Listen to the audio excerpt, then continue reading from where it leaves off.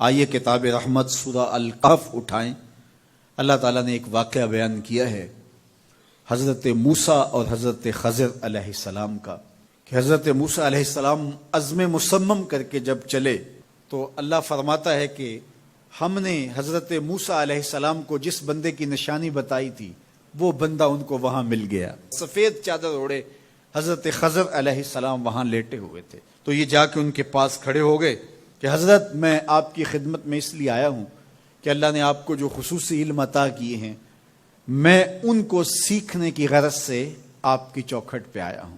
کہا تم میرے ساتھ صبر نہیں کر پاؤ گے، معاملے مشکل ہیں، سفر دشوار ہے، منزل کٹھن ہے، اور میرے معاملات ایسے ہیں کہ تم اعتراض کرو گے اس کے بغیر تم رہ نہیں سکتے۔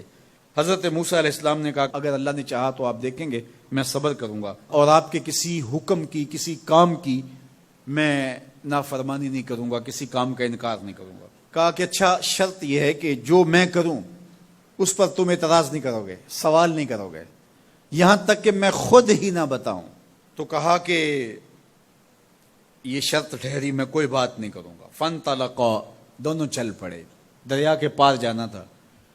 جو کشتی کا مالک تھا، کشتی بان تھا، وہ حضرت خضر علیہ السلام کو جانتا تھا تو اس نے کرایہ بھی نہیں لیا، لیکن جب کشتی پر سوار ہوئے تو عصا مار کے حضرت خضر علیہ السلام نے کشتی کا ایک پھٹا توڑ دیا۔ تو بے ساختہ حضرت موسیٰ علیہ السلام نے کہا آپ نے پھٹا توڑ دیا، یہ سارے ڈوب جائے؟ کہا میں نے کہا تھا نا تم میرے کاموں پہ صبر نہیں کر پاؤ گے۔ تو حضرت موسیٰ کو یاد آیا، کہا میں بھول گیا تھا، اس پر مواخذہ نہ کیجیے۔ پھر دونوں چل پڑے، بچے کھیل رہے تھے، ایک خوبصورت لڑکا وہ بھی بچوں میں کھیل رہا تھا۔ حضرت خضر آگے بڑھے اور اس کی گردن مروڑ دی، اس کو قتل کر دیا۔ صاحب شریعت تھے حضرت موسیٰ علیہ السلام، نہ رہ سکے، پھر بول پڑے ایک جان کو بغیر کسی جان کے بدلے میں قتل کر دیا، اس نے گوایا کیا تھا ہمارا؟ آپ نے بہت ہی جو ہے وہ غلط کام کیا، یہ کام اچھا نہیں کیا آپ نے۔ کہا میں نے کہا نہیں تھا کہ تم میرے ساتھ صبر نہیں کر پاؤ گے۔ کہا ایک موقع اور دے دیجئے، اب اگر میں نے کوئی اعتراض اٹھایا تو پھر دوبارہ مجھے آپ اپنی صحبت میں نہ رکھیے، عذر تمام ہو جائے گا۔ پھر دونوں چل پڑے، یہاں تک کہ ایک بستی میں دونوں آئے تو آپ نے بستی والوں سے کہا کہ ہم مہمان ہیں، آپ ہماری مہمان نوازی کیجیے، کھانا کھلائیے۔ تو انہوں نے انکار کر دیا، کہا کہ ہم تو آپ کو بلایا نہیں ہے، آپ خود آئے ہیں، آپ اپنے کھانے کا خود انتظام کیجیے۔ گزر رہے تھے گلی سے تو ایک دیوار گرنا چاہ رہی تھی، تو جلدی سے اس دیوار کو مرمت کر دیا۔ کہا حضرت ہم اگر چاہتے تو اس پہ اجر لے سکتے تھے، انہوں نے ہمیں کھانا تک نہیں دیا اور ہم ان کی دیواریں سیدھی کر رہے ہیں۔ کہا اب تمہاری میری جدائی ہو گئی، تم نے یہ بھی اعتراض کر دیا۔ تو انہیں یاد آیا کہ وہ یہ بھی اعتراض ہو گیا، اب میں تمہیں بتاتا ہوں کہ یہ 3 کام میں نے کیوں کیے۔ اللہ اکبر۔ اب سنیے، قرآن ہمیں بتاتا ہے کہ ظاہری علم بھی ہوتا ہے لیکن کوئی باطنی علم بھی ہوتا ہے۔ کہا وہ پہلی بات کشتی والی سنو، یہ 2 مسکین بچوں کی کشتی تھی، ان کے گھر کا چولہا اس کی کمائی سے جلتا تھا۔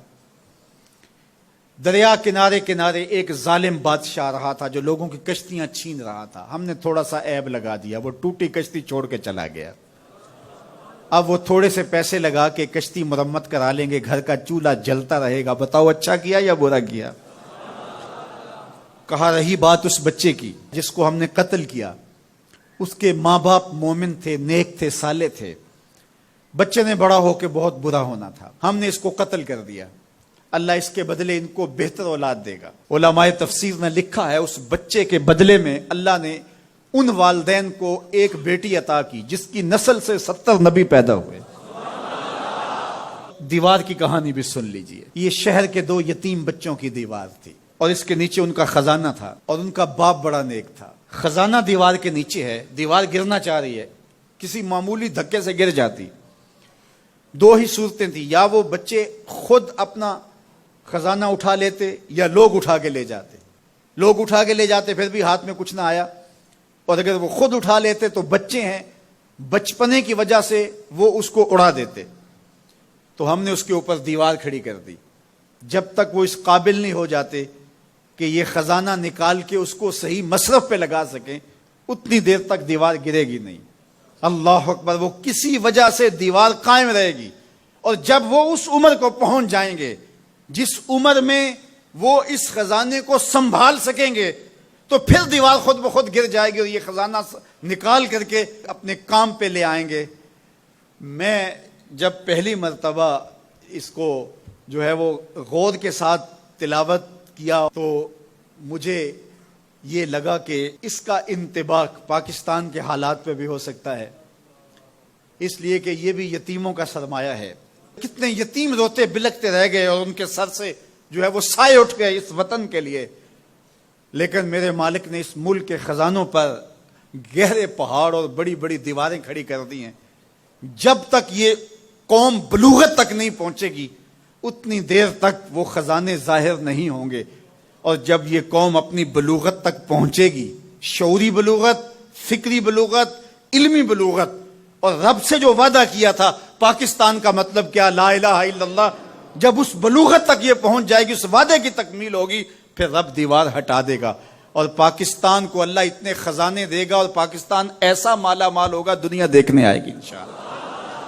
اس لیے رب نے دیواریں بنا کے رکھی۔ تمہارا باپ معین الدین چشتی بڑا نیک تھا، تمہارا باپ داتا گنج بخش علی حجویری بڑا نیک تھا، تمہارا باپ حضرت مجدد الف ثانی بڑا نیک تھا، ان کی وجہ سے میں دیواریں کھڑی کر رہا ہوں اور مضبوط حصار لگا رہا ہوں تمہارے خزانوں پر، اور وہ وقت آئے گا جب تم بلوغت کی عمر کو پہنچو گے دیواریں ہٹ جائے گی اور تمہارا وطن زمانے پہ مہکتے پھول کی طرح اور چمکتے ستاروں کی طرح اور روشن آفتاب کی طرح چمکتا اور مہکتا دکھائی دے گا، اور زمانہ پاکستان دیکھنے آئے گا، پاکستان دنیا کی قیادت کرے گا انشاءاللہ۔ تو کہا یہ تعویل ہے ان باتوں کی جو باتیں میرے رب نے مجھے بتائی، اور یہ میں نے اپنی مرضی سے نہیں کہی، اور جو میں نے کی اپنی مرضی سے نہیں کیا۔ تو یہ باطنی باتیں ہیں، شاید یہ باطنی باتوں کے جوش میں یہ بات بھی میں کر گیا۔ وہ کیا کسی نے کہا تھا کہ بھری محفل میں ایک راز کی بات کہہ دی، بڑا بے ادب ہوں سزا چاہتا ہوں۔